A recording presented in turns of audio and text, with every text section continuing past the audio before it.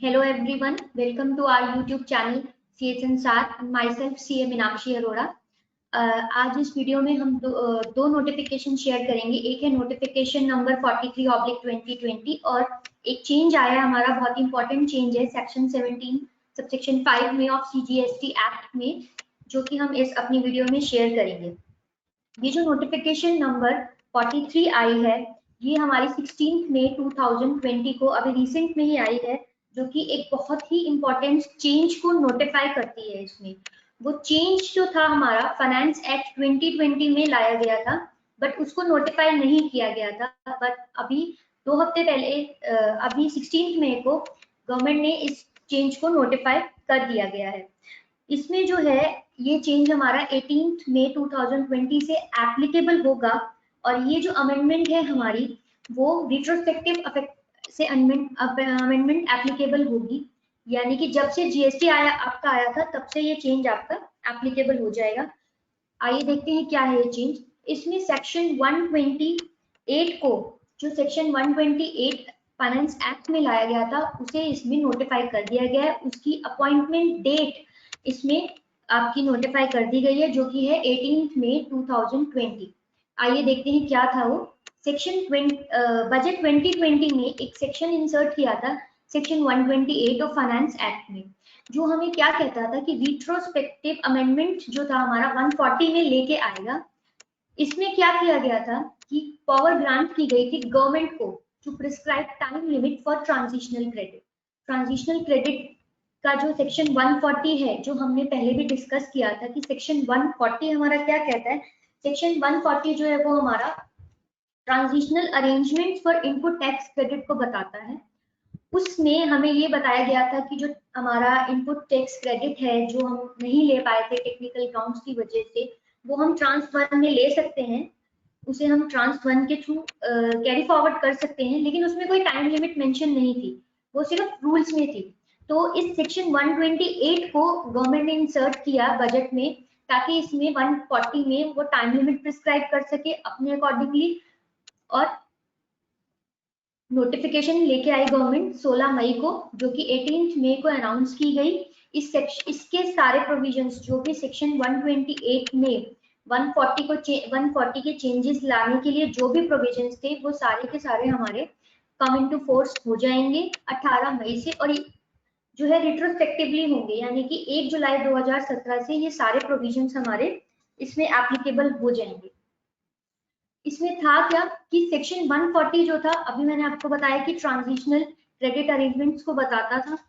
Section 140 अगर आप पहले देखेंगे तो उसमें किसी भी चीज में आपका टाइम पीरियड मेंशन नहीं था, लेकिन अब इस अमेंडमेंट के थ्रू 128 सेक्शन अगर आप पढ़ते हैं बजट फाइनेंस एक्ट 2020 का, तो उसमें विद इन एक वर्ड इंसर्ट किए गए हैं, कुछ with in such time and in such manner insert किया गया है आपके सबसेक्शन 1, 2, 3, 5, 6, 7, 8 एंड 9 में, जो हमें ये बताते हैं कि सेक्शन 140 CGST एक्ट में अब ये पावर ग्रांट कर दी गई है कि जो टाइम लिमिट है वो ये इसमें इंसर्ट गवर्नमेंट अपने अकॉर्डिंगली कर सकती है। तो ये क्यों आया था हमारा सेक्शन, क्योंकि एक दिल्ली हाई कोर्ट की जजमेंट आई थी, जो हमने अपने लास्ट वीडियो में भी क्या कहते हैं डिस्कस की थी, जिसमें दिल्ली हाई कोर्ट ने टैक्स पेयर्स को अलाउ किया था इनपुट टैक्स क्रेडिट, जो कि वो 30 जून 2020 तक ले सकते थे।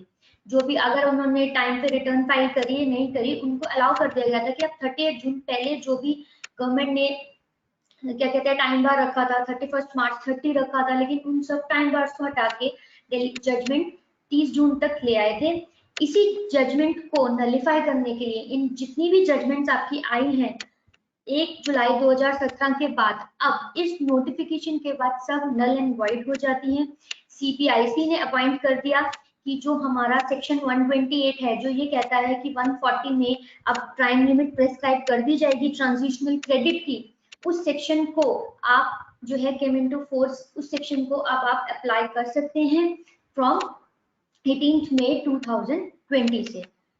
और इसकी वजह से हाई कोर्ट ने जो हमें अलाउ किया था कि चाहे आपने रिटर्न ड्यू डेट से पहले फाइल की है या नहीं की है, आपको ये क्रेडिट अलाउ हो जाएगा। इसी की वजह से ये अमेंडमेंट की गई कि अब आपके सारी की सारी जजमेंट्स नलिफाई की जाती हैं थ्रू दिस अमेंडमेंट, इस अमेंडमेंट के थ्रू अब ये प्रोवाइड किया गया कि जो भी ट्रांजिशन क्रेडिट है अगर आपने ड्यू डेट के बाद लिया है, यानी कि अगर आपने रिटर्न जो टाइम लिमिट रिटर्न की दी गई थी उस टाइम लिमिट के अंदर अगर आपने रिटर्न नहीं फाइल की अपनी, तो आपका ये क्रेडिट जो है वो डिसअलाउ हो जाएगा, आपको ये क्रेडिट अलाउड नहीं होगा। इसलिए अभी तक जो भी लोगों ने ग्रीवेंसेस रेज किए थे, जो भी लोगों ने रिट्स फाइल की थी, उन रिट्स को लेकर जो भी जजमेंट्स आपकी आई थी सभी की सभी जजमेंट्स नलीफाई कर दी गई है। गवर्नमेंट की ये मेन नोटिफिकेशन अब से एप्लीकेबल होगी और अब अगर आप रिटर्न टाइम पे फाइल करते हैं ट्रांस फंड की जो डेट थी उस तभी आपको ये क्रेडिट अलाउड होगा, अदरवाइज आपको ये क्रेडिट अलाउड नहीं होगा इसका।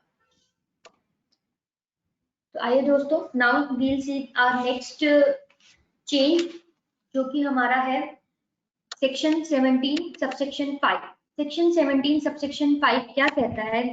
कोरोना की वजह से हमारी लाइफ में बहुत सारे चेंजेस आए हैं, उन्हीं चेंजेस को ध्यान में रखते हुए जीएसटी में भी सेक्शन 17(5) को चेंज किया गया है। ये एक बहुत इंपॉर्टेंट चेंज है जो कि आपको हेल्प करेगा।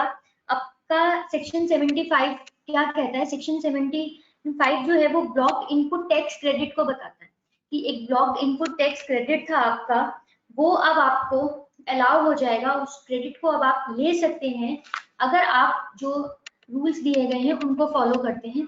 तो आइए हम लोग देखते हैं कि सेक्शन 17(5) क्यों लाया गया। सेक्शन 75 में ये चेंज इसलिए लाया गया क्योंकि अब हमारे ऊपर डिजास्टर मैनेजमेंट एक्ट एप्लीकेबल होता है।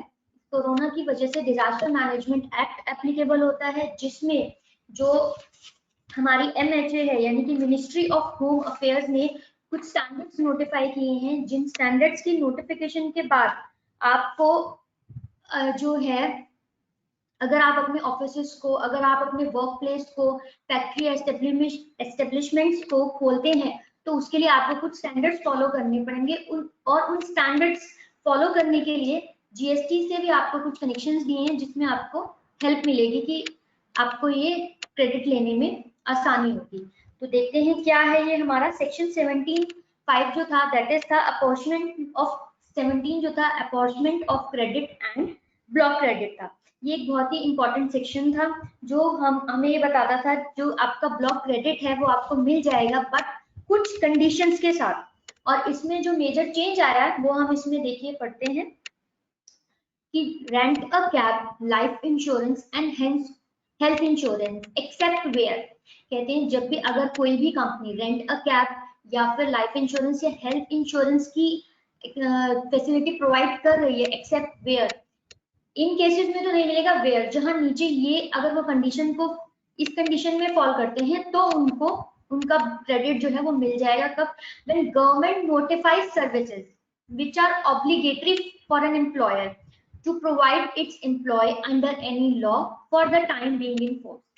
अगर किसी भी एम्प्लॉयर के ऊपर गवर्नमेंट नोटिफाई कर देती है, ऑब्लिगेशन डाल देती है या मैंडेट कर देती है कि आपको ये 3 सर्विसेज अपने एम्प्लॉयज को देनी होंगी, अगर आप ये सर्विसेज अपने एम्प्लॉयज को देते हैं तो उस पर किया गया जो भी एक्सपेंस होगा आपका, उसका अगर आपने उस जो इनपुट टैक्स क्रेडिट होगा वो आपको अब आप क्लेम कर सकते हैं, जो कि पहले जिसे आप अपने कॉस्ट का पार्ट बना देते थे अब उसे अपने कॉस्ट का पार्ट ना बनाकर आप उस इनपुट टैक्स क्रेडिट को क्लेम कर सकते हैं। लेकिन इसके लिए आपको ये हमारा क्यों आया था? क्योंकि डिजास्टर मैनेजमेंट एक्ट लग गया था। ये हमारा MHA का जो एक अभी पीछे ऑर्डर आया था 15 अप्रैल को, उस ऑर्डर का कुछ पॉइंट्स मैंने इसमें कंसिडर किए हैं। ये स्टैंडर्ड ओपनिंग प्रोसीजर्स थे जो कि ऑफिसेज, वर्क प्लेस, फैक्ट्रीज या एस्टेब्लिशमेंट में फॉलो करने थे। हमें इन मेजर्स के चलते ही ये चेंज लाया गया है 17 सबसेक्शन 5 में। क्या है ये आइए देखते हैं। सबसे पहला है कि all areas can be disinfected, जितना भी आपका फैक्ट्री का या कुछ भी एरिया है उसे आपको डिसइंफेक्ट कराना होगा when you start up your factory place और एनी ऑफिस। और नेक्स्ट है कि अगर आपके कोई भी वर्कर्स है, for workers coming from outside special transport will be arrange. अगर आपके कोई वर्कर है वो बाहर से आते हैं और आपको उनको एक स्पेशल ट्रांसपोर्ट फैसिलिटी प्रोवाइड करनी है ताकि वो लोग पब्लिक ट्रांसपोर्ट ना यूज कर पाए, और आपने अपने वर्कर्स को, लेबर्स को ऐसी कोई भी फैसिलिटी पहले नहीं दी थी, बट अब ड्यू टू दिस ऑर्डर ये मैंडेटरी हो गई है आपके ऊपर कि आपको ये फैसिलिटी उन्हें प्रोवाइड करनी ही है। तो अगर आप ये फैसिलिटी उन्हें प्रोवाइड करते हैं तो इसका कोई भी अगर एक्सपेंस है तो उस पर जो इनपुट टैक्स क्रेडिट आपका था वो अब आपको मिल जाएगा, अब आप उसको क्लेम कर सकते हैं इस सेक्शन में चेंज के बाद। तो अब आप उसमें आईटीसी को अपनी कॉस्ट का पार्ट ना बनाकर जीएसटी में बुक कर लीजिए और आप इसको कंसिडर कर सकते हैं। सिमिलरली अगर आपको मेडिकल इंश्योरेंस की कोई फैसिलिटी है जो आप अपने वर्कर्स को अब मैंडेटरीली प्रोवाइड कर रहे हैं, वो आप पहले प्रोवाइड नहीं कर रहे थे, तो इन सबको आप अपने जो है आईटीसी इनका इनपुट टैक्स क्रेडिट का पार्ट बना सकते हैं। देखिए एक सिंपल सी बात है कि अगर किसी भी लॉ ने आपके ऊपर कोई मैंडेशन डाल दी है तो ये सेक्शन 17(5) में जितना भी आपका क्रेडिट अगर ब्लॉक था तो वो आपको उस मैंडेशन के चलते इनपुट टैक्स क्रेडिट अब अलाउ हो जाएगा। मैंडेशन अगर आपके ऊपर लगी है किसी भी लॉ के अंडर तो मैंडेटली आपको वो सर्विसेज तो प्रोवाइड करनी ही करनी है अपने वर्कर्स को, अपने जो भी पर्सन एम्प्लॉयज आते हैं आपकी कंपनी में, तो आपको वो प्रोवाइड तो करनी है। तो ध्यान रखिए जब से ये मैंडेशन लगी, जब से आपने अपने ऑफिसेज खोले हैं और आपने ये मैंडेटरी सर्विसेज प्रोवाइड करी है अपने एम्प्लॉयज को, अपने वर्कर्स को, तो आप उनके ऊपर किया हुआ ये कोई भी एक्सपेंस उसका इनपुट टैक्स क्रेडिट अब आप इसको ले सकते हैं, अपने जीएसटी में बुक कर सकते हैं। क्योंकि आपने पहले नहीं किया था तो अब मैंडेशन के बाद अगर आप कर रहे हैं तो इसे कर सकते हैं। और अब जो है इसे कॉस्ट का पार्ट ना बनाकर जीएसटी में बुक कर दीजिए and it will help you to save lots of your money for future. Thank you very much.